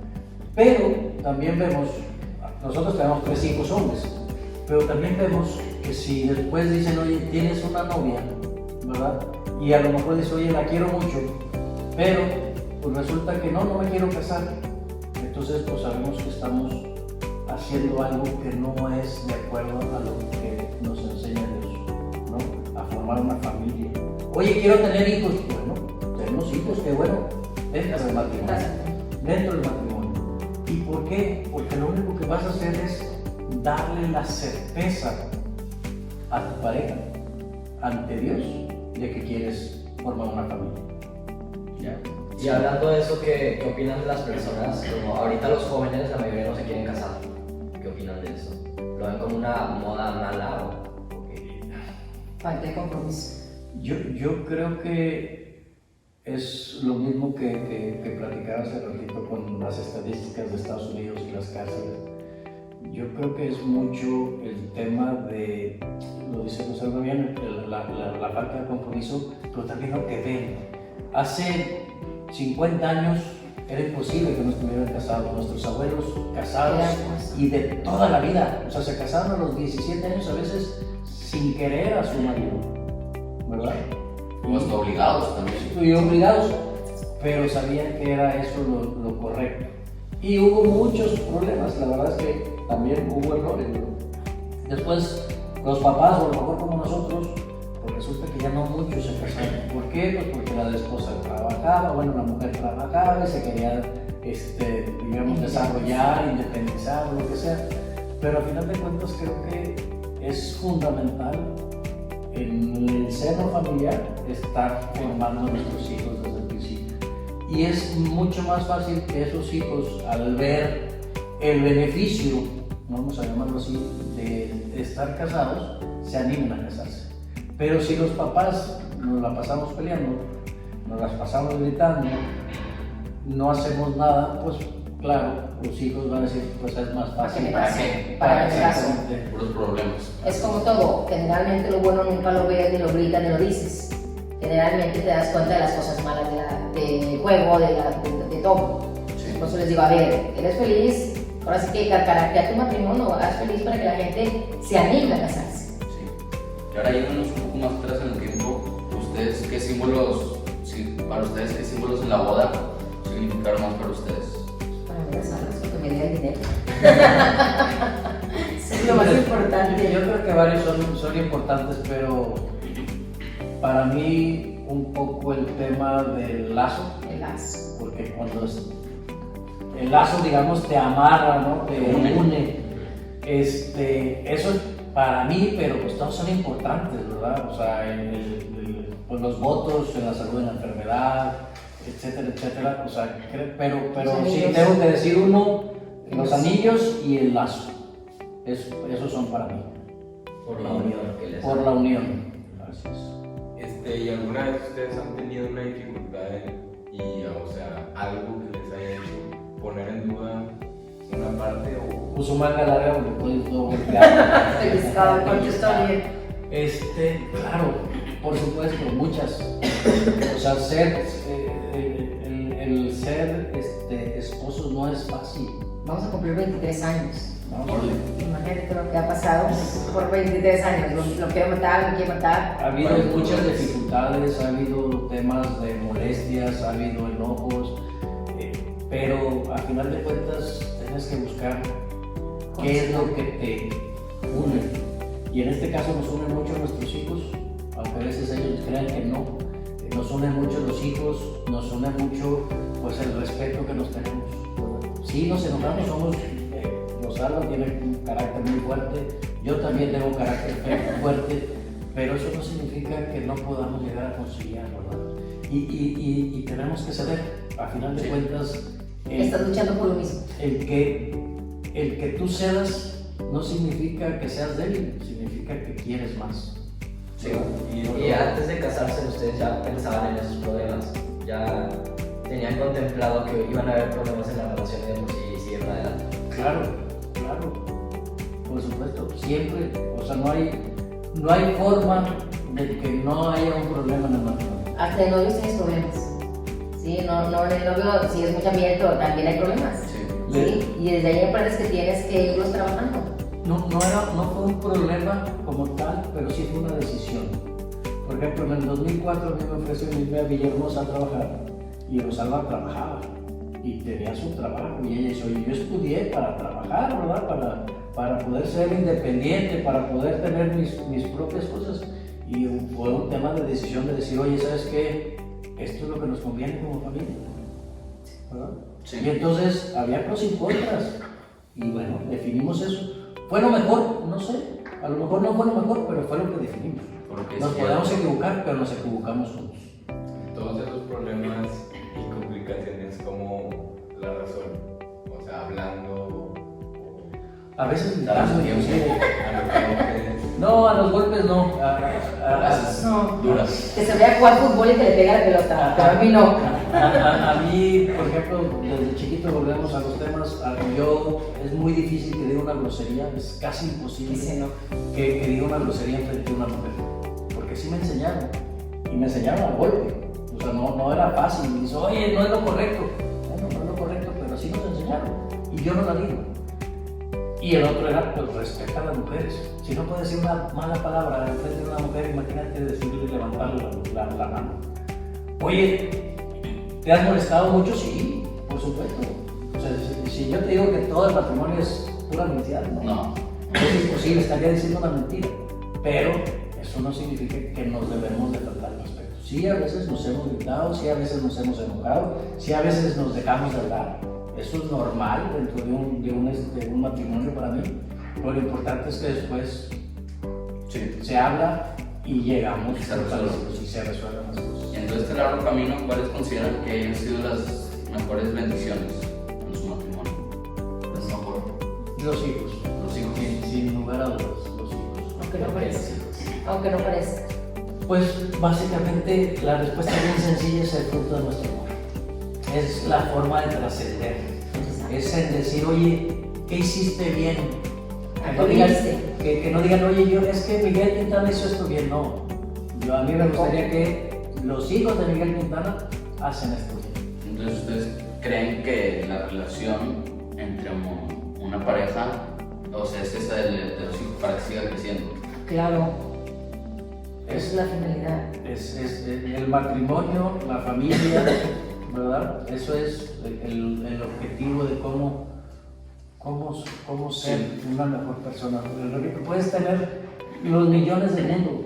Cuando tú te mueras, no te Eso queda es lo nada. mejor. Exacto. Pero que alguien te recuerde, que tus hijos sean buenas personas, que la gente diga, ay, mira, algo hicieron bien estos papás con estos niños. Eso la verdad es que te llena más de satisfacción. Claro. Te lo juro, nos da más gusto cuando dicen, oye, qué bien educado tu hijo. Es Ay, mejor. fíjate que me ayudó por esta situación. Oye, fíjate que hizo esto otro. Ay, qué padre, Sí. ¿verdad? Entonces ustedes se podría decir que ven un poco innecesario un matrimonio sin hijos. No es innecesario porque a lo mejor Dios no te manda hijos. Hay muchas familias o muchos esposos que no pueden tener hijos. Que quisieran, pero Que no. quisieran, no pueden. Y hay algunos que inclusive adoptan, que también es una forma de... Pero yo no podría cuestionar si tienen o no hijos Para ser feliz. para ser feliz. A ver, prefiero que tengan hijos a que tengan perrijos. O sea, eso sí, no. Nos encantan los animales, son súper animaleros somos, pero eso que tengas un perro como dijo, no. Sí. No se me da. Y en un matrimonio, tener hijos, o sea, los puede hacer más unidos, más felices Sí. y en parte dificulta las cosas o no. Yo creo que te las facilita. Porque si tú no tienes hijos y te enojas, te empiezas a separar, ¿no? Sí. Te Es puedes más llegar a fácil separar. En cambio, sí, la convivencia.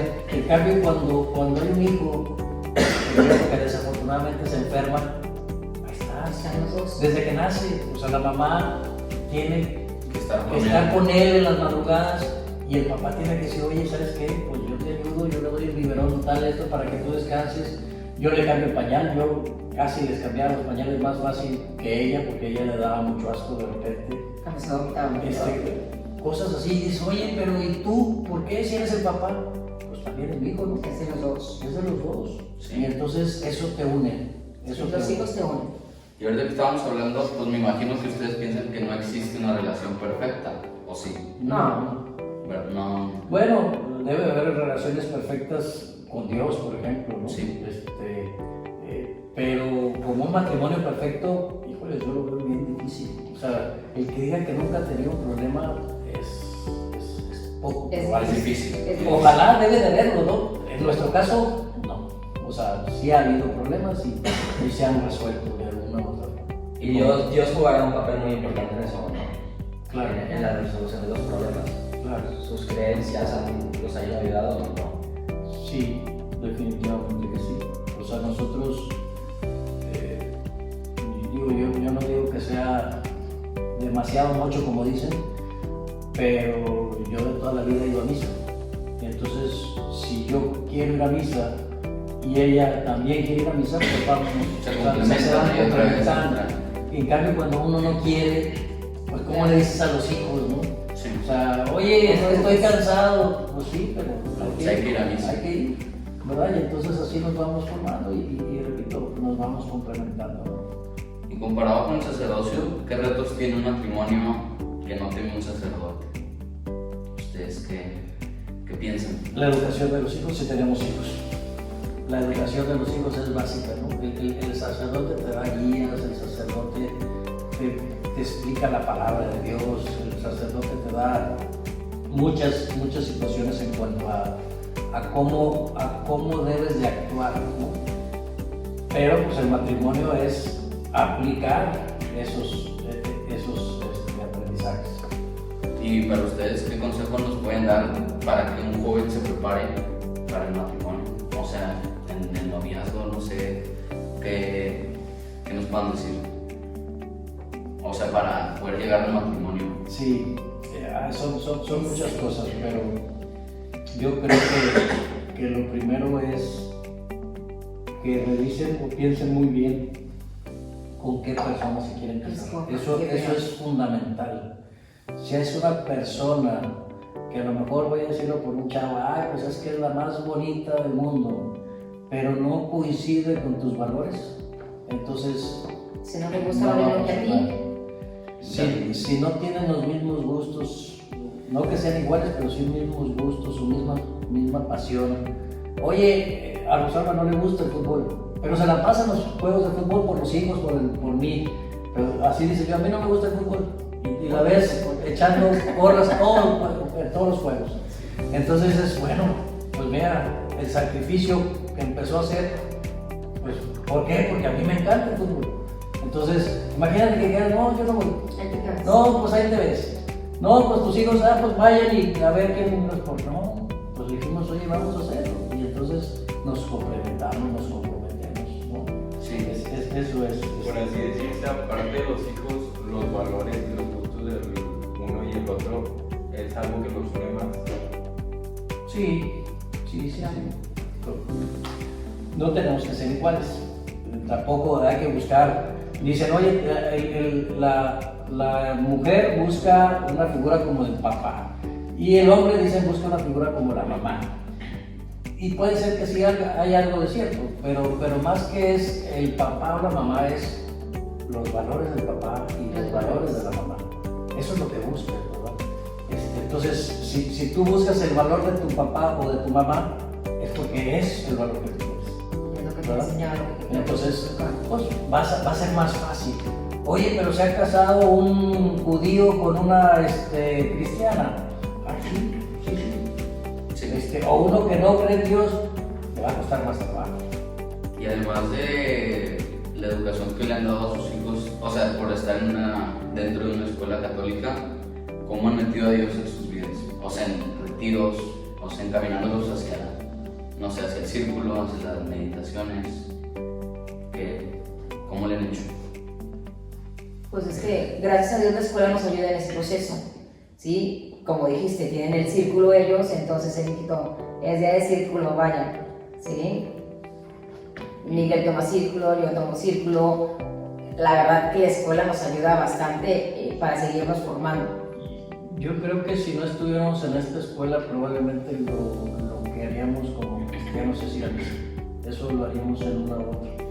Pero, por ejemplo, el tema de Araguas les ayuda. Y entonces vemos que es un club que les ayuda a formarse, que están después ellos ahora enseñando, empezaron que los enseñaban o que los acompañaban, ahora son ellos. Y entonces es de repente la labor social, es como empezar a complementar ese agradecimiento a lo que tienen, ¿verdad? Porque somos bendecidos, todos los que estamos aquí, somos bendecidos en cuanto a una posición, en cuanto a una educación, en cuanto a un tema familiar, entonces, promoción. Exactamente, entonces pues eso la verdad es que nos ayuda, ¿no? Entonces, si no estuvieron en el colegio con este tipo de formaciones, ¿creen que la fe sería menos? ¿O no? No menos, No menos. la fe no puede ser menos, pero sí tendríamos que buscar otras alternativas de cómo hacerlos a ustedes participar, porque nosotros estamos más que afianzados en nuestra fe, pero queremos que ustedes la refuercen y digan, ay, no la flojera. Tendríamos que ver qué grupos buscar para que ustedes la siguieran. Bueno, felices. Hay un tema ahí que nos pasaba, dicen ahorita de repente de dificultades y eso. Rosalba decía, oye, vamos a misa, ¿no? Digo que sábado a las 5 o domingo a la 1, que es normalmente como vamos. Y salían los hijos y salían despegados, con la misma camisa de toda la vida, ¿verdad? Parecían retratos. Dile a tu hijo y dile que no sé qué, y que se ponga bien. Le digo, a ver, espérame, o sea, ¿qué es lo importante? ¿Que vaya vestido como tú quieres y peinado como tú quieres o que vaya a misa? No, pues que vaya a misa. Ah, entonces que vaya en chanclas. Si quiere ir encuerado, le va a dar pena, ¿verdad? Pero que vaya. Lo importante es que vaya. Y entonces eso es lo que tenemos que hacer. Oye, si de por sí es difícil para un chavo de repente ir a misa, pues hay que ponérsela fácil. Y hay que ir a una misa donde el padre hable muy rápido y hable muy sencillo, y no una misa de 1 hora y media donde, híjole, se lo das descansado. Entonces, pues lo que quieres es que vayan y que les vaya agarrando el gusto. No te digo que los 3 hijos sean iguales, pero de repente uno de ellos agarra y no puede ir a misa por alguna razón y al día siguiente se va a misa solo. Ah, bueno, pues algo estamos haciendo bien. Procuramos ir los 5 a misa, Sí. que vayamos todos juntos. Entonces, me imagino que ustedes tienen algunos valores, como decirlo, fundamentales en la crianza, o sea, para criar a sus hijos. Ya lo que han dicho. ¿Cuáles pueden ser esos valores? El principal es el respeto. Nos tenemos que respetar como personas, ¿verdad? Es difícil porque a veces el hijo cree que el respeto es que lo dejes hacer lo que quiera. Eso no es respeto, ¿verdad? Respeto es pues, que respetes a la persona, que lo veas como un individuo, pero no significa que no va a haber reglas, ¿verdad? Es muy diferente una regla que un respeto. Entonces, oye, pues, ¿sabes qué? No puedo ir porque tengo tal situación. Ah, claro, si está claro que no hay posibilidad, no vamos a ir. Pero si es porque tengo flojera, no, pues eso no puede ser. No aplica y va, ¿verdad? Ah, ese es otro. Entonces, el valor más importante para ustedes es el respeto. Para la formación, yo creo que sí. ¿Cuál ha sido el más difícil de enseñarle a sus hijos? El mismo. El respeto. El mismo, porque a veces el hijo, pues, como un buen adolescente, empieza a decir, oye, ¿sabes qué? Pues yo quiero llegar a las 5 de la mañana, pero todos mis amigos quieren llegar a las 5 de la mañana. Y pues no, aquí son reglas y hay que respetar esas reglas, ¿verdad? Volvemos al respeto. Sí. Oye, empezamos a cuestionar, los hijos empiezan a cuestionar, a todos nos ha pasado, igual nos pasó a nosotros cuando éramos jóvenes, y empezamos a cuestionar las decisiones de los papás. Y entonces de repente nos faltamos el respeto, o nos faltan el respeto, y eso es complicado. Y a veces es todo, porque digo yo, híjoles, pues sí, pero pues, el que digo yo no significa que lograste un respeto, es simplemente una obligación. No es fácil, muchas veces el hijo dice, oye, pues no tienes razón. Sí, bueno, pero yo para mí es más complicado. ¿Y el significado del matrimonio que tienen ustedes era lo que decían de la unión? ¿O cómo lo toman de...? Sí. La unión de 2 personas es uno. Eso es el matrimonio, ¿verdad? Y por supuesto, la familia, ¿no? El haber logrado tener 3. Me faltaron 2, ¿verdad? Pero Así yo es. quería 5. ¿Por qué? pues porque en su casa acuérdate que son 9. 9. En casa, Entonces ella decía 5 y yo dije, pues búscate otro que te ayude. Yo ya no puedo con más que con 3. Y por Y último, volviendo un poco a lo de antes, que las complicaciones de los adolescentes, ustedes cuando eran pequeños, supongo que tuvieron complicaciones con sus papás, Claro. Sí. más en la adolescencia. No, ¿cómo toman eso en cuenta para ponerle restricciones a sus hijos? Es que fíjate que es bien chistoso, pero se repiten las cosas. Digo, Sí. lo dije en broma, pero era cierto, en nuestra época no había celulares. Entonces cuando salíamos, porque también salíamos, pues era bien difícil para los papás saber dónde estabas. Ahorita es muy fácil en la aplicación y te buscan y lo que sea. Antes no. Y hay historias de papás que fueron a hospitales, a policías, porque el hijo no llegaba. Y el hijo pues estaba divirtiéndose en la casa de un amigo, ¿verdad? Entonces aquí pasa, aunque hay algunas cosas, las drogas, la prostitución, el alcohol, ha existido siempre. Y como decía ahorita Rosalba, es cíclico y de repente dice, oye, pero es que eso no nos va a pasar. No, sí puede pasar, porque a nosotros nos pudo haber pasado también. Y entonces esas experiencias, como dice, bueno, no lo voy a decir porque estamos en cosas de religión, pero el ser un poco más viejos que ustedes, pues significa que tenemos más experiencia y lo hacemos Ya lo vivimos, Por lo algo, pasamos. pensando en ustedes, o sea, los hijos, en el bien, así es. Oye, a nosotros nos decían esto. En mi caso, hace muchos años, yo tenía que llegar a las 12 de la noche. Y dices, oye, pero es que a las 12 el antro es donde se está poniendo bien. Dice, si hay una mujer después de la 1 de la mañana, seguramente no es una buena mujer. Entonces ahí no vas a encontrar lo que tú quieres para formar una familia. Y entonces a las 12. Ya después, un poco más grande, fue a la 1, ¿verdad? Ya más fácil. Pero así, ¿verdad? Sí. De poco a poco. De poco a poco. Y por último, ¿qué consejo le pueden dar ahora consejo a los que se van a los casados, a los que ya se van a casar? Porque hace rato les pedimos sobre noviazgo. O a ¿Qué les nosotros, puedes- o a nos, para, sí, para el futuro. ¿qué puede servir?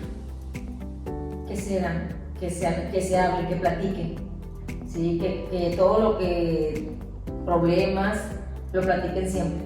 la mejor cosa de resolver todo es platicando. Sí, hablándolo y tienes que ceder. No siempre va a ser lo que tú quieres. Sí, aunque no Sí. estés de acuerdo. Tú dices, no, es que yo no sé, hacer las cosas. Bueno, espérate, aprende también cómo lo hace también él.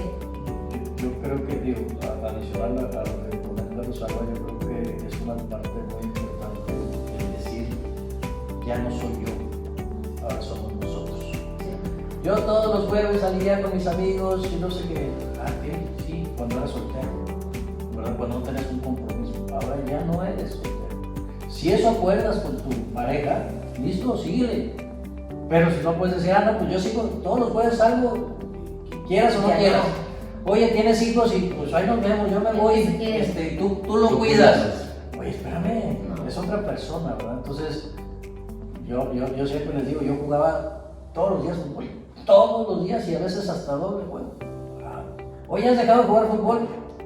Pues, ¿Verdad? si le preguntan a Rosalba va a decir que no, pero para mí sí, yo cedí mucho dejando de jugar fútbol lo que jugaba, ¿verdad? ¿Por qué? Pues porque así debe ser, ya no eres individual, ahora es Tienes otro compromiso. así es. Y tu principal compromiso es ese, no tus amigos. Digo, es importante tener amigos, es importante la familia, pero ahora tu primer compromiso es tu pareja. En lo que tienes que Esposa, trabajar es en tu familia. Así. Tienes que trabajar para... Yo siempre les digo, yo dejé de trabajar cuando nos cambiamos. Entonces digo, a ver, para mí mi empresa es mi familia. Es que esté estable y es hacer crecer. Esa es mi empresa. Excelente. Y es una decisión del conjunto, ¿verdad? Porque, oye, cuando trabajaba, pues teníamos más dinero que cuando ya no trabajaba, por supuesto, ¿verdad? Pero la definición fue esa. Habrá otras parejas que dicen, no, yo voy a seguir trabajando. Ok, nada más, pues hay que tener mucho más cuidado con los hijos porque a veces la educación se les deja a una guardería, a una chica que ayuda. Y entonces, pues si tú otra vez no le estás enseñando los valores que tú quieres a tus hijos, Pues no no se se van a van a enseñar a dar. alguien más. Exacto. Y no sabes si se los daban o no les daban. Simplemente le ponen la tele y ya. de que aprenden. Pues sí. Pues bueno, muchas gracias por Muchas gracias. darnos este espacio, por poder hacer la entrevista y pues bueno, hemos aprendido mucho. Esperemos que nos sirva. ¿Ok? Para el futuro. Ok, esperemos que se casen, la verdad. Sí, sí, sí. Sí, yo siempre le digo a todo el mundo, cásense. Para mí lo mejor es estar casado. No hay como llegar a tu casa y tener a alguien con quien puedas platicar, con quien estés feliz. Ya ahorita a todos nuestros amigos, ya los chavos ya crecieron, ¿sí? Ya no quieren ir contigo a ningún lado, a ninguna parte. Entonces digo, pues andamos otra vez de novios, los dos solos. Es padre. Ya sabes, regresamos a otros tiempos. Muy bien. Gracias a Muchas ustedes. gracias por tomarnos en cuenta, Ojalá que les sirva. por la invitación, gracias por la invitación. Esperemos que, Fer, ponles un 100 ya, por favor, ya, pásalos. Muy bien. Oigan, ¿y qué fue lo que les llamó la atención? ¿O qué fue lo que aprendieron en estas dos entrevistas? A mí lo que más me llamó la atención de las entrevistas es que el matrimonio mayormente busca tener hijos. Esto para inculcarlo de valores, inculcar a los hijos de valores para que ellos puedan en un futuro seguir el camino de Dios. No tanto en un futuro, sino que también desde ahorita. Ya. Yo aprendí que pues en ambos puede haber muchas complicaciones. Por ejemplo, con el sacerdote, que él nos contó que antes de meterse al seminario pues tenía una novia. Y pues fue difícil para él dejarla, meterse al seminario y pues seguir Los 11 años de su formación. Ajá, los 11 años y pues un tiempo todavía estuvo enamorado de ella. Y luego como en el matrimonio pues ahí puede haber discusiones, complicaciones, o incluso tienes que renunciar a ciertas cosas que a ti te gustaban hacer, pues para buscar el bien de tu esposa. El bien común. Ajá, un bien común y pues también el bien de los hijos y que es lo que más les conviene. Y eso desde el noviazgo, que es algo que muchas personas en un noviazgo, cuando tienen problemas, lo primero que piensan es en separarse. El hecho de que nunca pensaron en eso, o aunque lo hayan pensado, el hecho de que hayan seguido este matrimonio es algo muy valorable. Sí. Lo que yo me quedo de las dos vocaciones es que cada una tiene sus particularidades y para llevar a cabo cada una de ellas también se ocupa mucha voluntad, o sea, el querer que quiero hacer eso, porque pues sí, o sea, mucho tiempo en el que estás ahí, por ejemplo, si escoges a una esposa, pues la escoges para durar con ella toda la vida, y si eres sacerdote, pues es que vas a ser sacerdote toda la vida.